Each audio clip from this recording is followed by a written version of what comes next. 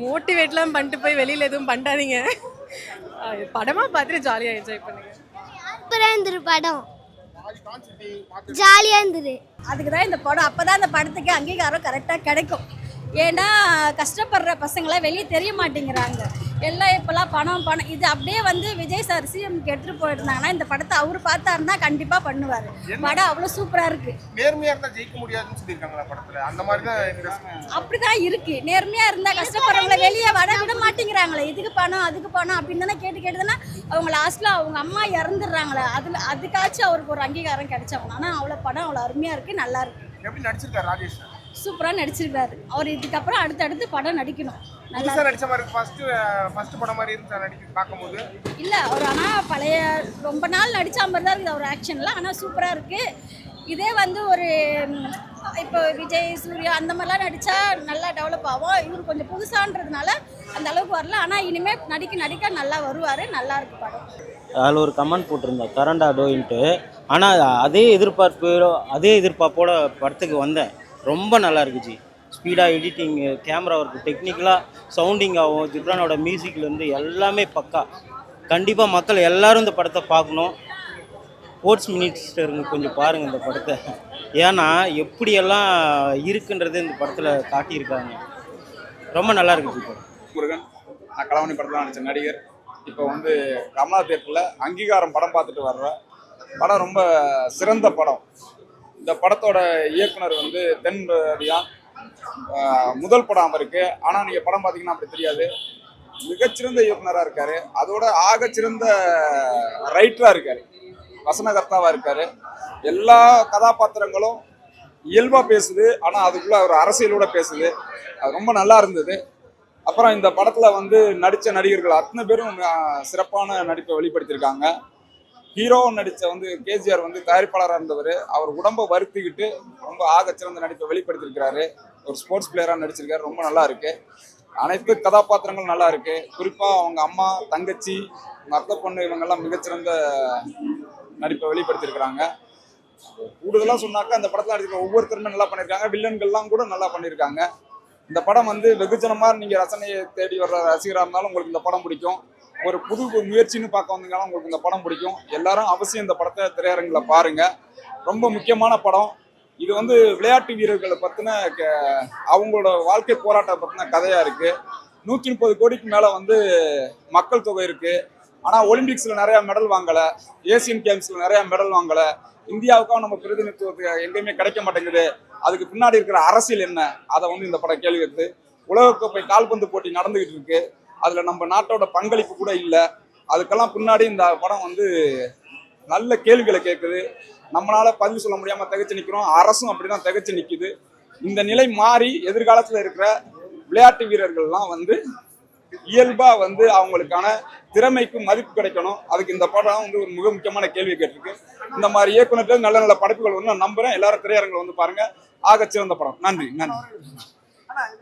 வந்து அண்ணன் சீமான் பார்க்கறதுக்கு வாய்ப்பு இருக்குதா? என்ன காரணம்னா விளையாட்டுத்துறைக்கு யாருமே இம்பார்ட்டன்ஸ் கொடுக்கறது கிடையாது. அண்ணன் பல மேடைகள்ல இதை பத்தி பேசியிருக்காரு. ஆமா. அதை பத்தி என்ன நினைக்கிறேன்? அண்ணன் பார்க்க வந்து வாய்ப்பு இருக்கா? இல்ல அதான் இந்த அண்ணனுக்கு இந்த மாதிரி படங்கள் ரொம்ப பிடிக்கும். அவரே வந்து உடற்பயிற்சி எல்லாம் தீவிரமா செய்யற ஆளு. நம்ம அரசியல்லையே வந்து தமிழ் தேசிய அரசியல்லையே நம்ம விளையாட்டுக்கு வந்து ஒரு மிக முக்கியமான பங்கு இருக்கும். நம்ம வரைவு திட்டத்தை எடுத்து படிச்சு பார்த்தீங்கன்னா அதுல பெரிய பங்களிப்பு இருக்கு. நம்ம ஆட்சி அதிகாரம் வந்தால் இந்த நிலை மாறும். இப்ப இருக்கிற அரசியல் சூழல்ல இப்படிதான் நீடிக்கும். ஆனா அண்ணன் வந்து இந்த படத்தை அவசியம் பார்ப்பாரு. நானும் அண்ணன்ட்ட சொல்லுவேன். இந்த படத்துக்கு நாங்க ஆமா பொது வேட்பாளர்கள் இல்ல. பொதுவாகவே நம்ம விக்ரவாண்டியில நிற்கும் போதும் நம்ம தான் நின்னோம். பாக்கி எல்லாரும் வந்து யாரும் நிக்கல. அப்பயும் நம்ம பொது வேட்பாளர் தான். நம்ம மக்களுக்கோட பொதுவான வேட்பாளர் தான். அண்ணன் அங்க நிக்கிறாரு. உறுதியா வெற்றி பெறுவாரு. நம்ம உறுதியா களத்துல நம்மளை நம்பி தான் போட்டிடுறோம். மக்களை நம்பி தான் போட்டிடுறோம். அதனால உறுதியா வெல்லுவோம். நீங்க வந்து பொது வேட்பாளர்னாக்க நல்லது செய்யறதுல பொதுவான வேட்பாளராக இருப்பார் அண்ணன். நல்ல புதிய சிந்தனைகளை, புதிய வரலாற்றை, தமிழ்நாட்டை அடுத்த கட்டத்துக்கு கொண்டு போற அரசியலை முன்வைக்கிறதுல நாம் தமிழர் கட்சி இருக்கு. அதனால அப்படி ஒரு பேர் வரலாம். மற்றபடி மற்றவர்கள் ஆதரவுல எல்லாம் மக்களோட ஆதரவுல தான் நிற்போம். டிவிக்கு வீழ்த்த வேண்டிய ஒரு நிலை இருக்குது. அதனால வந்து அதிமுக திமுக போட்டியிடாம சீமான் அண்ணனுக்கு அவருக்கு வந்து ஆதரவு தெரிவிக்க போறதா சொல்லியிருக்காங்க. அதை பத்தி இல்ல நம்மளுக்கு வந்து டிவிக்கு மட்டும் வீழ்த்தணுங்கிறது இல்ல, திராவிட அரசியலை வீழ்த்தணும், இந்துத்துவ அரசியலை வீழ்த்தணும், இந்திய தேசிய அரசியலை வீழ்த்தணும், தீய அரசியல் அத்தனை இருக்கணும். மாற்றம் என்று நம்பினப்பட்டது வந்து ஏமாற்றமா இருக்கும் பொழுது மாற்றம் சரியான மாற்றம்னா அது நாம் தமிழர் தான் மாற்றம். அதை நம்பிதான் நம்ம நிக்கிறோம். வெற்றி வாய்ப்பு எப்படி இருக்கு? உறுதியா வெல்லுவோம். வாய்ப்பு இருக்கு. தலைமை சொன்னா செஞ்சிருவோம். நல்லது நல்லது. ஆமா, எங்களுக்கு வந்து ஆட்சியை குறை சொல்றது எங்களுக்கு நோக்கம் கிடையாது. அது என்ன மேம்படணுங்கிற ஒண்ணுதான் எங்களுடைய கோரிக்கையாகவும் இருக்குது. அது விளையாட்டு வீரர்கள் சார்பாக அந்த படத்தை நாங்கள் பிரதிநிதித்துவப்படுத்துவோம். சார், இப்போ உள்ள எல்லா படத்துலயுமே ஸ்மோக்கிங் சீன் அதிகமா இருக்கு. நம்ம படத்துல ஸ்மோக்கிங் சீனே கிடையாது. சோ அது எப்படி நீங்க பாக்குறீங்க? அந்த ஸ்மோக்கிங்ன்ற ஒரு விஷயத்தை வந்து நீங்க அதை நீங்க நல்ல விதமா கொண்டு போக நினைக்கிறீங்களா? எப்படி? இல்ல, இந்த படத்துல ஸ்மோக்கிங் கார்டு போடாத நிறைய பேர் கேட்டிருந்தாங்க. இந்த ஒரு விளையாட்டை பத்தி படம் எடுக்கும் போது அதுல புகை மதுவுக்கான கார்டு வைக்கணுங்கிற தேவை எனக்கு படலை. ஒரு விளையாட்டு வீரர் சம்பந்தப்பட்ட படத்துல புகை மது வைக்கிறது எனக்கு உடன்பாடும் கிடையாது. பொதுவான படங்கள்லயே அது இருக்கிற உடன்பாடு கிடையாது. ஏன்னா சமூகத்துல மது வந்து ரொம்ப பெரிய ரோல் பண்ணிட்டு இருக்குது. அதுவும் முக்கியமா விளையாட்டை பத்தி ஒரு படம் எடுக்கிறேன். அந்த விளையாட்டுக்குள்ள மதுவையும் புகையும் வச்சு அதுக்கு ஒரு கார்டு போட்டு அதை நான் வந்து அந்த விளையாட்டு வீரர்களை கொச்சப்படுத்த நான் விரும்பல. ஏன்னா நான் சந்திச்ச வீரர்கள் யாரும் மது அருந்துறது கிடையாது, புகைக்கிறது கிடையாது. அதனுடைய நீட்சி தான் அதனால வந்து நான் எதுவும் புதுசாக கிரியேட் பண்ணல. ஒட்டுமொத்த ஸ்போர்ட்ஸ் பிளேயரை நான் சந்திச்சதுல பெரும்பான்மையான ஸ்போர்ட்ஸ் பிளேயருக்கு அந்த எந்த விதமான கெட்ட பழக்கமும் கிடையாது. ஸோ சமூகத்துல மது புகை இந்த மாதிரி விஷயங்களை வந்து தடுக்கிறதுல வந்து விளையாட்டு பெரிய ரோல் பண்ணுது. அதற்காக அந்த நோக்கமும் இந்த படத்துக்குள்ள இருக்குது. கட்டமைப்பு வசதி இன்னும் அதிகமாகும் போது இளைஞர்கள் விளையாட்டை நோக்கி வரும்போது குற்றங்கள் எல்லாம் விளையாட்டு வந்து ஒரு நாட்டினுடைய தலையெழுத்தை மாத்துறதுக்கான எல்லா சக்தியும் இருக்கிறதா நாங்கள் நம்புறோம். இந்த மாதிரி கதைகள் நிறைய இருக்கு. அது இன்னும் வெளியூர் ஆசைப்படுறீங்களா? அதுதான் அது இந்த ப்ரொடியூசர்ஸோட இந்த படத்தினுடைய வணிக ரீதியான வெற்றி வந்து அவங்க இன்னும் கதைகள் வருவாங்க. இவங்களை பார்த்து இன்னும் இது போல யங் ப்ரொடியூசர்ஸ் உள்ள வருவாங்க. கதைகள் நிறைய இருக்குது, சொல்லப்படாத கதைகள் இங்க நிறைய இருக்குது. அந்த கதைகள் கொண்டு வர சின்ன படங்கள் வரது ரொம்ப கஷ்டமா இருக்கு. இப்ப சின்ன படங்கள் வரது எல்லாம் சப்போர்ட் பண்றாங்க. அது எப்படி பாக்குறீங்க? சின்ன படங்கள் பெரிய படங்கள் கிடையாது. படங்களுக்கு ஒரே உழைப்பு தான். இந்த படத்தை வந்து மக்கள் வந்து வரவேற்பது வந்து நாங்கள் எதிர்பார்க்காத விட அபரிதமா இருக்குது. அது இன்னும் கூடுதல் ஆகணுங்கிறது எங்களுக்கு ஒரு ஆசை. ஒண்ணுமே இல்லாத படங்களுக்குலாம் வந்து இன்ஃப்ளூயன்சரையோ இதை வச்சு ப்ரொமோட் பண்ணி நல்லாத படத்தை பண்ணது கூட நல்லா இருக்குன்னு சொல்லி பண்றாங்க. ஒரு நல்ல படத்தை நீங்க கொடுத்துருக்கிறப்ப ஏன் அந்த மாதிரி ஒரு இதை நீங்க கையாளலாம்?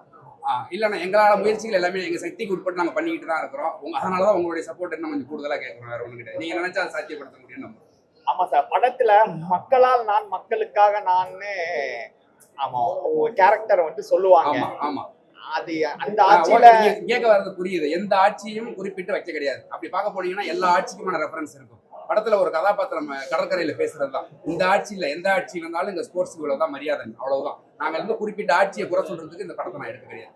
ஒட்டுமொத்தமா இது வரைக்கும் நடந்த சுதந்திரம் அடைஞ்சதுல இருந்து இந்தியாவில் இருக்கப்பட்ட ஒலிம்பிக் பதக்கத்தோட கம்மி அந்த ஆதங்கம் தான் இந்த படம். ஓகே, நன்றி. நாடு முழுக்க நிறைஞ்சிருக்காங்க. எங்க படத்தை பார்த்த யாருமே இது வரைக்கும் நெகட்டிவ் விமர்சனம் கொடுக்கல. பத்திரிகைகளும் சரி, பார்த்த மக்களும் சரி. எனக்கு ஒரு கோரிக்கை இருக்குது உங்ககிட்ட.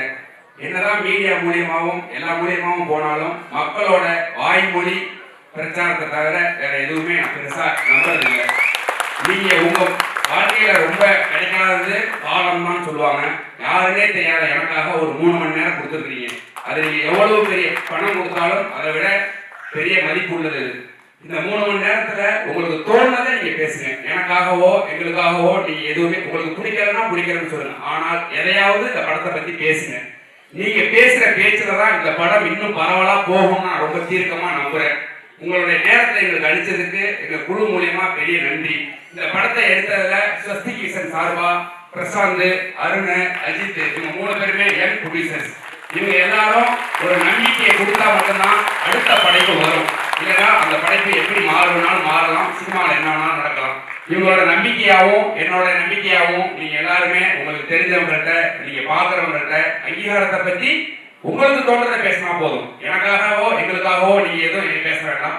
இந்த படம் உங்களுக்கு என்ன சொல்லுச்சோ அதை பேசி அதன் மூலியமா ஒரு 4 பேர் தியேட்டருக்கு வந்து படம் பார்த்தா அது இது போன்ற இன்னும் படைப்புகள் வர்றதுக்கு பெரிய உதவியா இருக்கும். இதை ரொம்ப தாழ்மையோட உங்கள்கிட்ட கோரிக்கையாவே வைக்கிறேன். நீங்க உதவுவீங்கன்னு ரொம்ப நம்பிக்கையோட சொல்றேன். சின்ன வயசுல இருந்து ஸ்கேட்டிங் பண்ணிட்டு இருக்கேன். எங்க அப்பா வந்து வேற ஜாப்ல இருந்து எனக்காக வந்து ஸ்கேட்டிங் வந்து ஃபுல்லா ஸ்போர்ட்ஸ்க்காக இறங்கி நாங்கள் ஒரு அகாடமி ஆரம்பிச்சிருக்கோம். ஆஸ் அ ஸ்போர்ட்ஸ் மேன் எவ்வளோ கஷ்டம் படுவோம் எல்லாமே எனக்கு தெரியும்.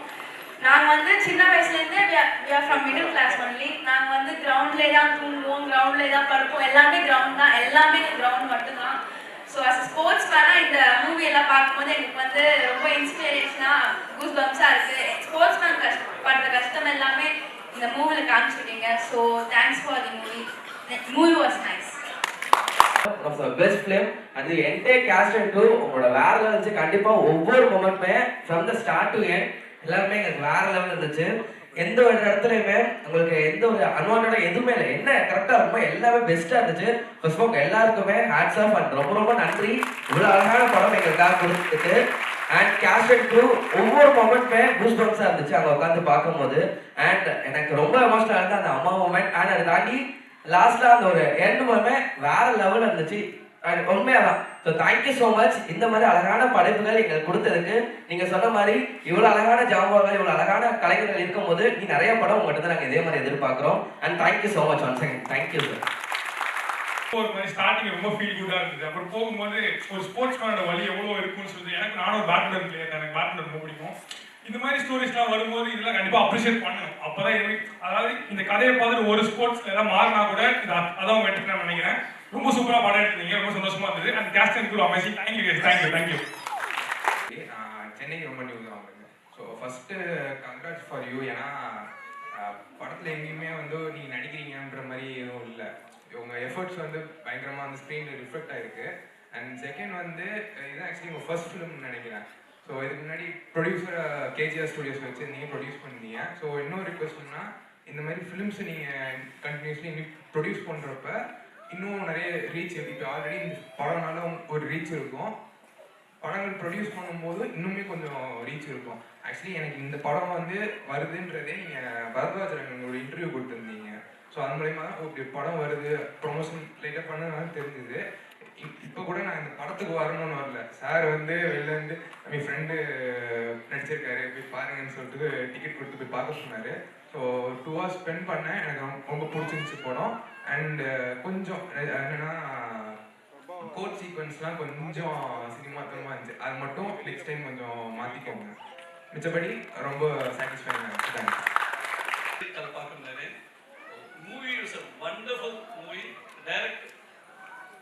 டைரக்டர் வந்து குடோஸ் அண்ட் அவர் சப்போர்ட் பண்ண ப்ரொடியூசர்ஸ் கிரேட் ஜாப். இந்த மாதிரி ஆளை நிச்சயம் நீங்கள்லாம் நிறைய சப்போர்ட் பண்ணோம். நாங்களும் சப்போர்ட் பண்ணுவோம் by passing on our words. Or நாங்கள் எடுத்த ஃபோட்டோஸ் வீடியோலாம் நாங்கள் ஃபார்வர்ட் பண்ணுவோம். ஓகே, அதை தவிர்த்து பார்த்தீங்கன்னா த ஹீரோ உண்மையிலே you done a good job. Director has taken good job from you. Only thing டைரக்டருக்கு நான் ஒன்றே ஒன்று சொல்லணும். அந்த கோர்ட் சீனில் ஒவ்வொன்றுமே அந்த ஜட்ஜுக்கெல்லாம் சொல்லுவார் இல்லையா, ஏதாவது சொல்லும்போது அந்த ஹீரோ வந்து ஜென்ரலாக அப்படி கண்ணை திருப்புவார். பட் அதுக்கு ஜட்ஜுக்கு நன்றி ஐயா இல்லை தேங்க்யூ ஸோ மச் சார் அது ஒரு வேர்ட் யூஸ் பண்ணியிருந்தா நல்லா இருக்குமோன்னு எனக்கு தோணுது. My opinion, individual opinion. Okay, because everything was fantastic. அந்த ஒரு இது I felt it's amazing. Okay, but for that locality எடுக்கிற விதம், எடுத்த இடம், with whatever camera support you have got, you have done a wonderful job. Okay, since I am on the photography line, it was a good photography. And amma nadichivanga super character. Ena and character pandadhe oru pollu varum. Okay, adhe mara and coach வந்து நல்லா motivating எப்பவுமே பேசுறாங்க and உண்மையான coach. Okay, thank you. Love you. And next அம்மா character. எங்கள் அம்மாவும் அதே மாதிரி தான். எங்கள் அப்பா இறந்துட்டாங்க. எங்கள் அம்மா தான் எங்களை பார்த்துட்டு இருக்காங்க. எனக்கு கல்யாணம் ஆகிட்டு 2 குழந்தைங்க இருக்காங்க. ஸோ இன்னி வரைக்கும் எங்கள் அம்மா தான் என்னை பார்த்துட்டு இருக்காங்க. அம்மா சென்டிமெண்ட் வேற லெவல், சான்ஸே இல்லை. ஸ்ப்ரெட் பண்ணுவோம், ஸ்டேட்டஸ் போடுவோம். நான் வந்து நிறைய பார்ப்பாங்க. நிறைய படம் இதே மாதிரி எடுங்க. தேங்க்யூ. கிடையாது, ஒவ்வொரு இளைஞர்களோட டைலாக் அதுதான். ஏன்னா இந்த தலைமுறையிலே இந்த வாழ்க்கையை மாற்றணுங்கிறது தான். 42 வயசுல வந்து தான் நான் டைரக்டர் ஆயிருக்கிறேன். என் தலைமுறையில் இந்த வாழ்க்கை மாறும் நம்பி தான் இந்த இடத்துக்கு வந்திருக்கிறேன். அதே மாதிரி ஒவ்வொரு இளைஞர்களுக்கும் தான் அது அவங்க தலைமுறையிலேயே அவங்க வாழ்க்கையை மாற்றணுங்கிற நம்பிக்கையோட தான் இந்த படத்தை எடுத்துக்கிறோம். உங்களுடைய டைம் கொடுத்ததுக்கு எனக்கு ஒரு பெரிய தேங்க்ஸ். ஏன்னா நான் காலத்தை ரொம்ப வேல்யூ பண்ணுவேன். அதே போல இந்த கதையில இருக்கிற கதைகள் எதுவுமே பொய் இல்லை. நான் ஒரு 20% மட்டும்தான் அதில் சேர்த்துருக்கிறேன். மீதி எல்லாமே நான் ஒரு கோஆர்டினேட்டர் வேலை தான் பார்த்தேன். இந்தியாவில் இருக்கிற தமிழ்நாட்டில் இருக்கிற ஒட்டுமொத்த ஸ்போர்ட்ஸ் பிளேயருடைய கதைகளை நான் கோஆர்டினேட் பண்ணி உங்களுக்கு காமிச்சிருக்கிறேன். அவ்வளவுதான். இது என்னோட பெரிய உழைப்பெல்லாம் எதுவுமே கிடையாது. நான் கஷ்டமெல்லாம் பட கிடையாது. ஏன்னா இது நான் விரும்பி வந்த வேலை. ஆனால் என்னை விட அதிகமாக கஷ்டப்படுறாங்க விளையாட்டு வீரர்கள். அவர்களுடைய குரலாக அந்த படத்தை உங்கள்கிட்ட கொடுத்துருக்கிறேன். இந்த படத்தை சேர்த்து நீங்க நம்பிக்கையை கொடுப்பீங்கன்னு நான் பெரிதும் நம்புறேன்.